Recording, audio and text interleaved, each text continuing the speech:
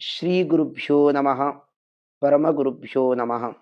ಹರಿವಾಯು ಗುರುಗಳಲ್ಲಿ ಭಕ್ತಿಪೂರ್ವಕವಾದ ಅನಂತ ನಮಸ್ಕಾರಗಳನ್ನು ಸಮರ್ಪಣೆಯನ್ನ ಮಾಡಿ, ಕಲಿಯುಗ ಕಲ್ಪವೃಕ್ಷರು, ಕಾಮಧೇನುಗಳು, ಮಂತ್ರಾಲಯ ಪ್ರಭುಗಳು ಅನ್ಸ್ಕೊಂಡವರು ರಾಘವೇಂದ್ರ ಸ್ವಾಮಿಗಳವರು ಪುಟ್ಟ ಮಕ್ಕಳಿಗೂ ಹೇಳುವ ಮೊದಲೇ ಶ್ಲೋಕ ಅದು ಪೂಜ್ಯಾಯ ರಾಘವೇಂದ್ರಾಯ ಸತ್ಯ ಧರ್ಮ ರತಾಯ ಚ ಭಜತಾಂ ಕಲ್ಪವೃಕ್ಷಾಯ ನಮತಾಂ ಕಾಮಧೇನವೇ.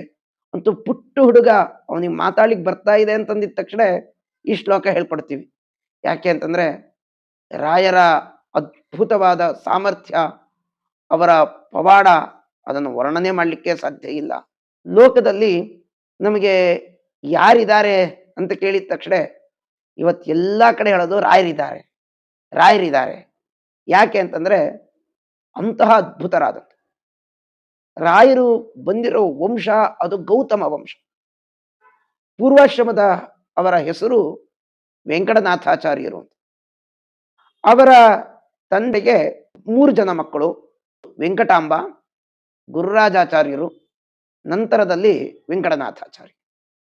ವೆಂಕಟನಾಥಾಚಾರ್ಯರ ಬಾಲ್ಯದ ಅಧ್ಯಯನವೆಲ್ಲ ಅಣ್ಣಂದ್ರ ಹತ್ರ ಆಗಿ, ನಂತರದಲ್ಲಿ ಅರ್ಭಕಾವಸ್ಥೆಯಲ್ಲಿರಬೇಕಾದ್ರೆ ಅವರ ಅಕ್ಕನ ಗಂಡ ಲಕ್ಷ್ಮೀ ನರಸಿಂಹಾಚಾರ್ಯರು ಅಂತ ಪ್ರಸಿದ್ಧರಾದಂಥವರು, ಅವ್ರ ಬಗ್ಗೆ ಬೇರೆ ಬೇರೆ ಕಡೆ ವರ್ಣನೆ ಮಾಡ್ತಾ ಅರಾತಿ ವಿದ್ವತ್ ವಿಜಯಾರ್ಥ ವೃದ್ಧಿಮತ್ ಸರಸ್ವತಿ ನಿತ್ಯ ನಿವಾಸ ಮಂದಿರಂ.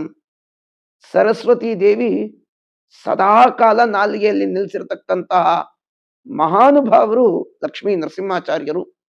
ಆ ಲಕ್ಷ್ಮೀ ನರಸಿಂಹಾಚಾರ್ಯರ ಬಳಿಯಲ್ಲಿ ಪ್ರಾರಂಭದ ಅಧ್ಯಯನವನ್ನ ಮಾಡಿದ್ದಾರೆ ನಮ್ಮ ಗುರು ಸಾರ್ವಭೌಮರು ರಾಘವೇಂದ್ರ ಸ್ವಾಮಿಗಳವರು.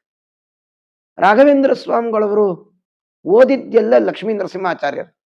ನಂತರದಲ್ಲಿ ಸುಧೀಂದ್ರ ಸ್ವಾಮಿಗಳವರ ಹತ್ರ ಅಧ್ಯಯನವನ್ನು ಮಾಡಿದ್ದಾರೆ. ಆದ್ರೆ ಇವತ್ತಿನ ಏನೊಂದು ದಶಾವತಾರ ಸ್ತವನ ಅಂತ ಏನಿದೆ, ಈ ದಶಾವತಾರ ಸ್ತವನವನ್ನ ಇದು ರಾಯರೇ ಮಾಡಿದ್ದು ಅಂತ ಹೇಳಲಿಕ್ಕೆ ಅದ್ಭುತವಾದಂತಹ ಮಾತು ಅಂದ್ರೆ ನಾರಾಯಣಾಚಾರ್ಯ.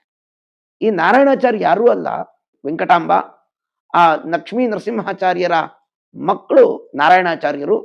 ನಾರಾಯಣಾಚಾರ್ಯರು ಓದಿದ್ದೆಲ್ಲ ರಾಘವೇಂದ್ರ ಸ್ವಾಮಿಗಳವರಲ್ಲಿ.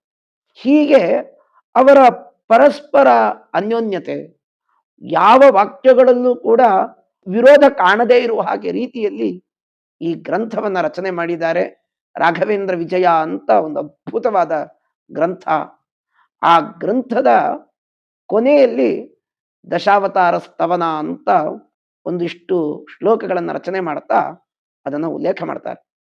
ರಾಘವೇಂದ್ರ ವಿಜಯದಲ್ಲಿ ಕ್ರಮ ಅದನ್ನು ಹೇಳಬೇಕಾದ್ರೆ ಪ್ರಾರಂಭದಲ್ಲಿ ವೆಂಕಟನಾಥಾಚಾರ್ಯರ ಬಾಲ್ಯ, ನಂತರದಲ್ಲಿ ಅವರ ಅಧ್ಯಯನ, ಅವರ ವಿವಾಹ ಎಲ್ಲ ಆದ್ಮೇಲೆ ಸುಧೀಂದ್ರ ಸ್ವಾಮಿಗಳವರಲ್ಲಿ ವಿಶೇಷ ಅಧ್ಯಯನ ಎಲ್ಲ ಆದ್ಮೇಲೆ ಸನ್ಯಾಸ ದೀಕ್ಷೆ ಎಲ್ಲ ಆದ್ಮೇಲೆ ತೀರ್ಥಯಾತ್ರೆ, ಸನ್ಯಾಸಿಗಳಾದಂಥವ್ರಿಗೆ ತೀರ್ಥಯಾತ್ರೆ ಮುಖ್ಯ.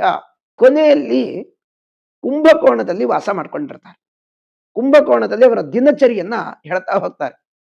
ರಾಘವೇಂದ್ರ ವಿಜಯವನ್ನ ಬರೆದವರು ನಾರಾಯಣಾಚಾರ್ಯ, ಆದ್ರೆ ರಾಘವೇಂದ್ರ ಸ್ವಾಮಿಗಳವರೇ ಅವರ ವಿಜಯವನ್ನ ತಾವು ನೋಡಿದಾಗ ಒಂದು ಐತಿಹ್ಯ ಇದೆ. ರಾಘವೇಂದ್ರ ವಿಜಯದಲ್ಲಿ 16 ಸರ್ಗಗಳಿತ್ತು. ಆದ್ರೆ 16 ಸರ್ಗಗಳು ಇರಬಾರ್ದು, 10 ಸರ್ಗ ಇರಬೇಕು ಅಂತ. ಅದಕ್ಕೆ ಕಾರಣ ಏನು ಅಂತಂದ್ರೆ, ನಮ್ಮ ರಾಘವೇಂದ್ರ ಸ್ವಾಮಿಗಳವರ ಗುರುಗಳು ಅವರು ಸುಧೀಂದ್ರ ತೀರ್ಥರು, ಮೂಲ ಗುರುಗಳು ಬಂದು ಮಧ್ವಾಚಾರ್ಯರು. ಮಧ್ವಾಚಾರ್ಯರನ್ನ ವರ್ಣನೆ ಮಾಡುವ ಅನೇಕ ವಿಜಯ ಗ್ರಂಥಗಳಿದೆ. ಆ ವಿಜಯಕ್ಕೆ ಸಮಾನ ಆಗಬಾರದು ಅಂತ ಕಾರಣಗಳಿಂದ ಇನ್ನು 6 ಸರ್ಗಗಳನ್ನ ತುಂಗಭದ್ರೆಯಲ್ಲಿ ಹಾಕಿದ್ರು ಅಂತ ಒಂದು ಐತಿಹ್ಯ ಇದೆ. 10ನೇ ಸರ್ಗದಲ್ಲಿ ಕುಂಭಕೋಣ ಪ್ರವೇಶ ಮಾಡ್ತಾರೆ. ತೀರ್ಥಯಾತ್ರೆ ಎಲ್ಲ ಮಾಡಿಕೊಂಡು ಕುಂಭಕೋಣ ಪ್ರವೇಶ ಮಾಡ್ತಾರೆ. ಇವತ್ತೇನು ರಾಘವೇಂದ್ರ ಸ್ವಾಮಿಗಳವರ ಪರಮ ಗುರುಗಳು ವಿಜೇಂದ್ರ ತೀರ್ಥರು ಅಂತ ಏನ್ ಕರಿತೀವಿ, ವಿಜೇಂದ್ರ ತೀರ್ಥರ ಮಠವನ್ನೇ ಕುಂಭಕೋಣ ಮಠ ಅಂತ ಪ್ರಸಿದ್ಧವಾದದ್ದು. ಆ ಕುಂಭಕೋಣ ಮಠದಲ್ಲಿ ಪ್ರವೇಶ ಮಾಡ್ತಾರೆ.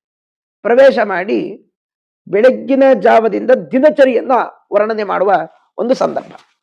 ಆ ದಿನಚರಿಯನ್ನ ಹೇಳಬೇಕಾದ್ರೆ ಬೆಳಗ್ಗೆ ಎಷ್ಟು ಗಂಟೆಗೆ ಎದ್ದೇಳುತ್ತಿದ್ರು, ಅವರ ಪೂಜಾ ಕೈಂಕರ್ಯ ಹೇಗಿತ್ತು, ಅವರಷ್ಟೇ ಅಲ್ಲ ನಿರ್ಮಾಲ್ಯವನ್ನು ಹೇಗೆ ತೆಗಿತಾ ಇದ್ರು, ತೀರ್ಥವನ್ನು ಹೇಗ್ ಮಾಡ್ತಾ ಇದ್ರು, ಶಂಖೋದಕ ಹೇಗ್ ಪ್ರೋಕ್ಷಣೆ ಮಾಡ್ತಾ ಇದ್ರು, ಇತ್ಯಾದಿಗಳನ್ನೆಲ್ಲ ವರ್ಣನೆ ಮಾಡ್ತಾ ರಾತ್ರಿ ಸಂಜೆ ಕಾಲ ಆಗಿದೆ.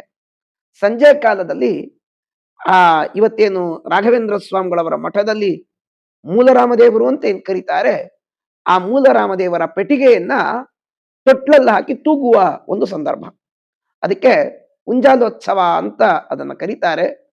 ಕೊನೆಯಲ್ಲಿ ರಾತ್ರಿ ಹೊತ್ತು ತೊಟ್ಲಲ್ಲಿ ಹಾಕಿ ತೂಗಬೇಕು. ತೂಗುವ ಒಂದು ಸಂದರ್ಭದಲ್ಲಿ ಆ ರಾಮನನ್ನು ವರ್ಣನೆ ಮಾಡ್ತಾರೆ.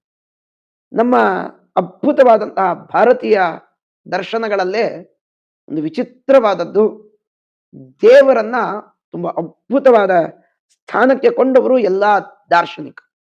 ಇವತ್ತು ಯಾವ್ಯಾವ ದಾರ್ಶನಿಕರು ಅಂತ ಇದ್ದಾರೆ ಅವರೆಲ್ಲರೂ ಕೂಡ ದೇವರ ಬಗ್ಗೆ ಅಪಾರವಾದ ವಿಚಿತ್ರವಾದ ಕಂಡು ಅವರ ಪರಮಾತ್ಮನ ಜೊತೆಗೆ ಮಾತಾಡಿರ್ತಕ್ಕಂಥವರು ಎಲ್ಲ ದಾರ್ಶನಿಕ ಪ್ರಪಂಚದವರು.